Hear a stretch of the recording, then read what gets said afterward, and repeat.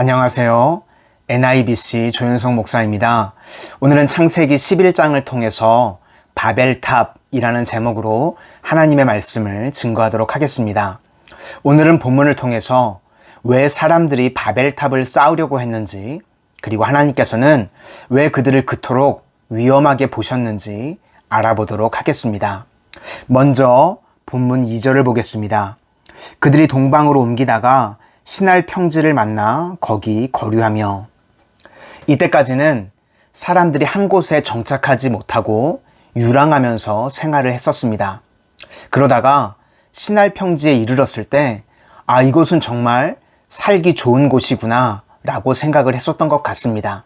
그리고 이 시날 평지에서 사람들이 정말 위대한 발명을 하게 됩니다.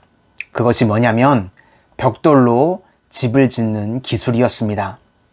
우리나라가 18세기까지 초가집 생활을 했었던 걸 보면 창세기에 집을 지을 수 있는 기술을 발명해냈다는 건 정말 대단한 발명인 것입니다. 이어서 3절을 보겠습니다. 서로 말하되 자 벽돌을 만들어 견고히 굽자 하고 이에 벽돌로 돌을 대신하며 역청으로 진흙을 대신하고. 이것은 건축 문화에서 정말 기적 같은 일이었습니다. 이전까지는 사람들이 집을 지을 수가 없어서 유랑을 하면서 생활을 해야 했습니다. 그러나 이제는 집을 지어서 한 곳에 정착해서 생활을 할 수 있게 된 것입니다. 그런데 사람들이 집을 지을 생각은 안 하고 엉뚱한 생각을 하게 됩니다. 4절입니다. 또 말하되 자 성읍과 탑을 건축하여 그 탑 꼭대기를 하늘에 닿게 하여 우리 이름을 내고 온 지면에 흩어짐을 면하자 하였더니. 벽돌을 구워서 집을 짓는 것은 죄가 아니었습니다. 하나님께서도 우리 인간이 이 땅에서 편리하고 행복하게 살기를 원하십니다. 그런데 인간들은 다른 생각을 하고 있었던 것입니다. 이전까지는 사람들의 마음이 가난했습니다. 그래서 하나님을 거부하거나 도전하려고 생각하지 못했습니다. 그런데 사람들이 벽돌을 한 장 만들었을 때 마음에 무슨 생각을 하게 되었냐면 하나님을 몰아내야 되겠다라고 생각을 하게 되었다는 것입니다. 이 벽돌 한 장이 엄청난 생각을 가져오게 됐습니다. 벽돌 한 장으로 인해서 사람 마음이 교만해지고 하나님을 몰아내는 데까지 생각이 이르게 된 것입니다. 아무런 가능성이 없을 때 우리는 참으로 겸손합니다. 그런데 조금의 가능성만 생기면 우리는 눈이 뒤집히게 됩니다. 이게 바로 바벨탑의 정신입니다. 우리가 약하고 가진 것이 없을 때는 참 겸손합니다. 그런데 취업 통지서라도 한 장 날라오면 우리 어깨에 힘이 들어가고 벌써 생각은 집도 사고 차도 사고 갈 때까지 갑니다. 아직 첫 번째 월급도 받지 못했는데.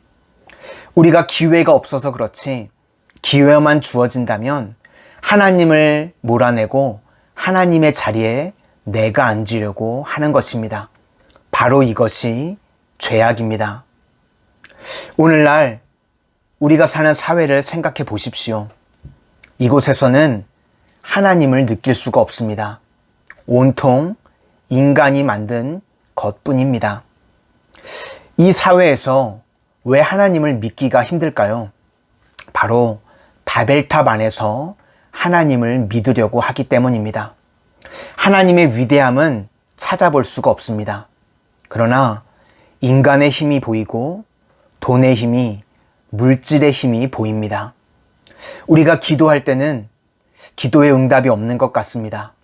그런데 돈으로 이야기하면 다음날 바로 일이 성사됩니다. 그래서 사람들이 돈의 힘을 보게 됩니다. 참으로 우리는 바벨탑 안에 살아가고 있는 것입니다. 인간의 기술로, 인간의 문명으로, 인간의 돈으로 하나님을 보이지 않게 만들어 버렸습니다. 오직 보이는 것은 돈의 힘뿐입니다. 인간은 벽돌로 하나님을 발라버리려고 했습니다. 그러나 우리 하나님은 사람이 발라버릴 수 있을 정도로 작은 분이 아니십니다. 우리가 생각하는 것보다 훨씬 더 크고 위대하신 분이십니다. 6절을 보겠습니다. 여호와께서 이르시되 이 무리가 한 족속이요 언어도 하나이므로 이같이 시작하였으니 이후로는 그 하고자 하는 일을 막을 수 없으리로다. 인간의 행위는 하나님께 무서운 반역이었습니다. 그러나 하나님께서는 이 인간을 모두 멸망시키시는 것을 원치 않으셨습니다. 여기서 그 하고자 하는 일을 막을 수 없다는 말은 인간이 승리한다는 말이 아닙니다. 하나님의 무지개 언약에도 불구하고 이대로 내버려 두었다가는 모두 다 멸망할 수밖에 없게 되었다는 말입니다. 그래서 하나님께서는 인간의 언어를 혼잡하게 하셔서 모두 다 흩어버리셨습니다. 놀라운 점이 바로 여기에 있습니다. 하나님께서는 죽을 수밖에 없는 죄인들에게 다시 회개의 기회를 주신 것입니다. 하나님께서 의논하시면 죽을 수밖에 없는 죄인도 살아날 수 있습니다. 삼위 하나님께서 우리의 죄악을 두고 의논하셨음을 기억하시기를 바랍니다. 그래서 우리가 아직 살아갈 수 있는 것입니다. 하나님은 이 세상에서 동떨어져 계신 분이 아니십니다. 인간의 벽돌로 막을 수 있는 분이 아닙니다. 하나님의 은혜의 빛이 들어오는 것을 사람들은 막을 수가 없습니다. 인간은 벽돌을 개발하고 컴퓨터를 만들고 비행기를 날게 해서 행복하려고 합니다. 그러나 그런 것들로는 행복할 수가 없습니다. 하나님의 은혜의 빛이 들어올 때 하나님께서 우리를 위로해 주시고 겸손케 하셔서 참 평안과 행복을 느낄 수 있는 것입니다. 오늘 한날 여러분들의 삶의 구석구석 하나님의 은혜의 빛이 비춰지는 은혜가 임하게 되시기를 주님의 이름으로 축원합니다. 기도하겠습니다. 사랑의 주님, 이 땅을 살아가는 동안 저희들 벽돌 한 장으로 인해서 하나님 보시기에 교만한 인생으로 살아가지 않게 하시고 날마다 하나님의 은혜의 빛이 저희들의 삶의 구석구석 비춰지는 놀라운 역사가 임하게 하여 주시옵소서. 예수님 이름으로 기도드립니다. 아멘. 창세기 21장. 온 땅의 언어가 하나요 말이 하나였더라.